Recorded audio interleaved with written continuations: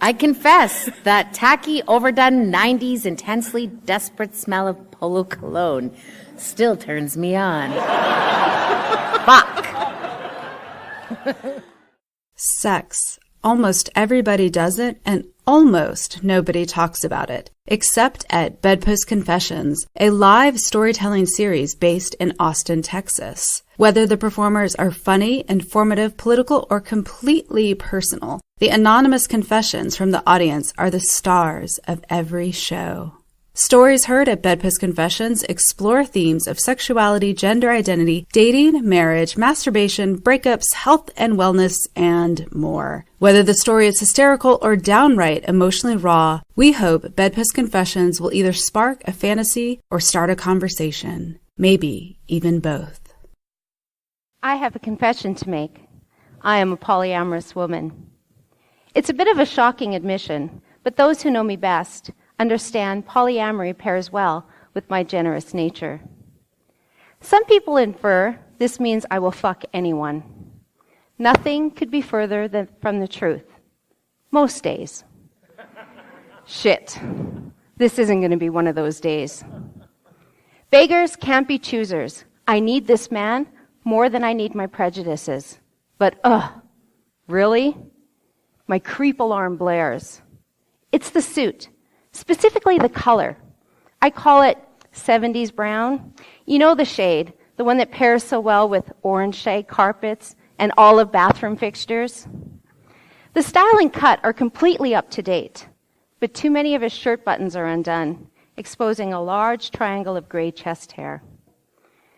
At least he had the sense to skip the gold chain. I'm desperate, but a gold chain would have been unforgivable. I reconfirm my seat number.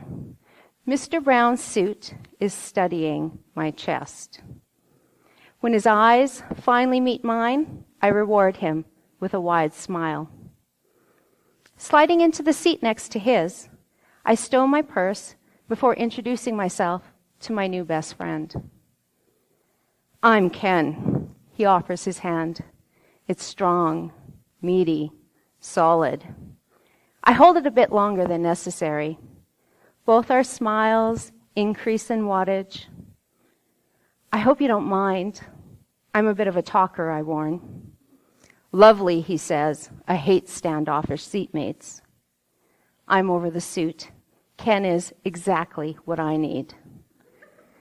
Looks like I won't have to share you, Ken says when the plane is closed up and the seat to my right remains empty. The irony makes me giggle. Or maybe it's the pill I've taken to make flying bearable. I hate flying. Hurtling through the skies at 37,000 feet in a tin can is a near-death experience. My brain and my body feel their mortality and they collude in panic. So I take plenty of drugs and I never fly without my husband.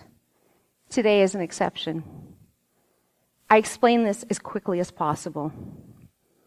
I'm happy to be your substitute husband for the flight, he says. I swoon with relief when he offers up that thick hand again. The plane moves. I grab and cling to his kindness. My heart is in my ears. My stomach is in my throat.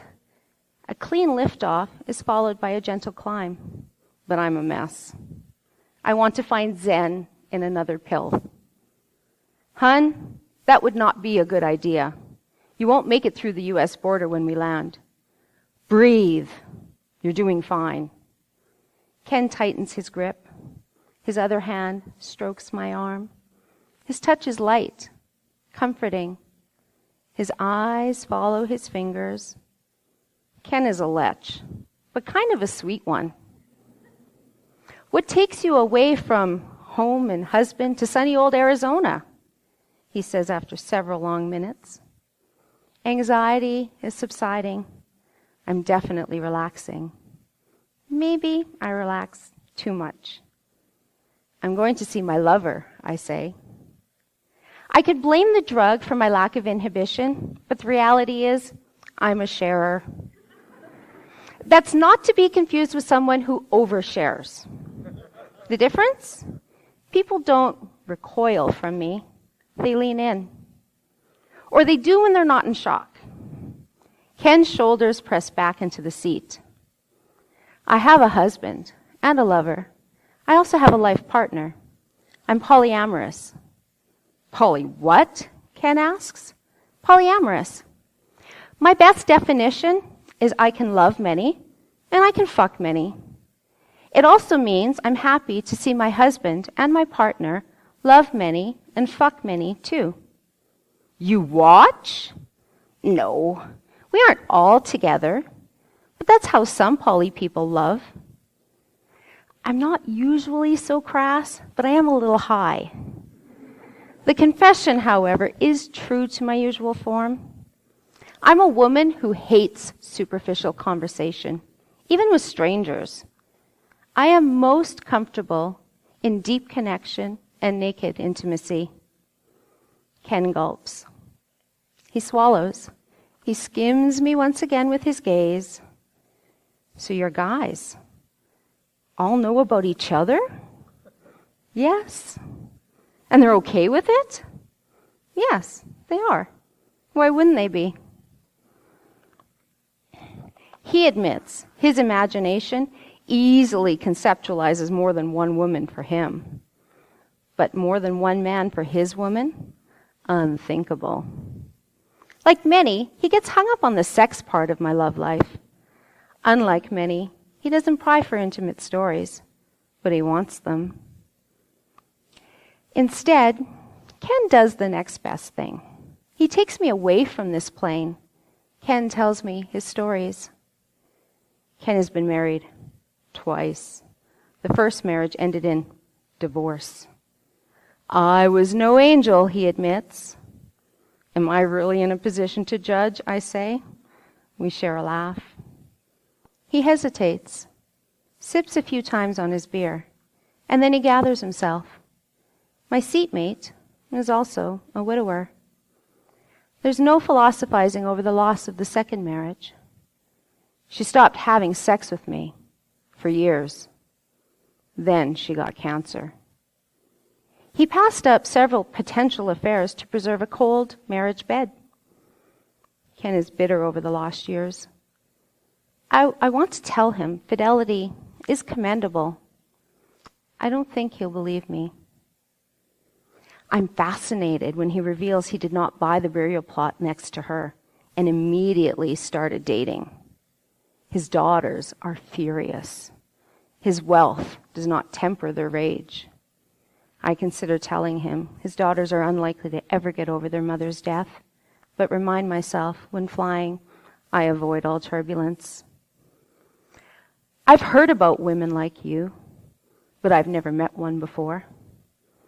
Polyamory is a new term for me, too. No, I meant you're a woman who likes sex. Poor Ken. I fear he's been doing something wrong.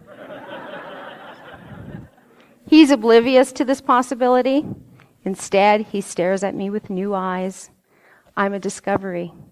A mythical creature he's only heard rumors about. In the flesh, sitting next to him, a real, alive, sex-loving woman. I carefully alter course, sending him down to earth. It's not all about the sex. I tell him about the joy and complexity of loving many. I tell him about the pain and complexity of loving many. We agree, finding love is difficult. Sustaining monogamy is even harder. We also agree that infidelity is easy.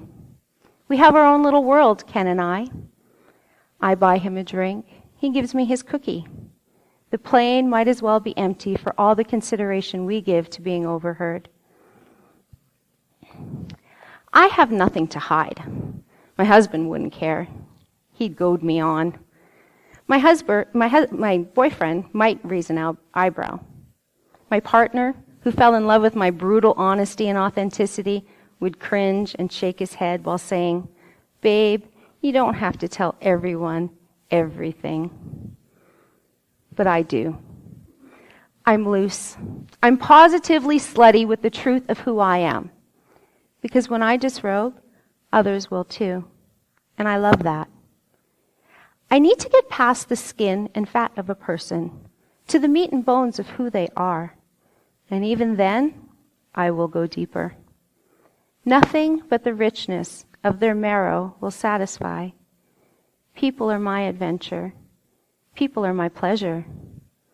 Everyone is worth a bit of curiosity, even someone like Ken. Ken is happy with his new love. If he wasn't, he'd be whining about her to gain my sympathy and to signal his availability. Ken is that type of guy. His attraction for me is obvious. His eyes love my tits. He holds my hand comfortably as if I am his. Maybe I could be. But he is strapped in his monogamous seat while I soar next to him polyamorously until an announcement breaks us apart. The plane is landing. 3.5 hours have passed in a blink of conversation. Ken doesn't want our connection to end and tries to reclaim my hand. I decline. I'm not scared of arriving, only of departing. Ken puts on his ugly brown blazer. I observe him try to shake himself free of the fog of our connection, and as a distraction, ask him to open the window blind. I see desert before we touch ground. My eyes scour the view as if I might catch a glimpse of my lover. I retrieve my purse. I dig out my phone and turn it on to discover many messages from my men. There's naughtiness in my grin as I flash Ken my phone screen. He pulls out a wallet, stumbling around an offer to meet for coffee. He presses a card into my hand. I've never met anyone like you. I smile. I take his card and slide it deep into my purse. You took very good care of me. The aisle is clear. I stand. I enjoyed my time with Ken, but I'm not done flying.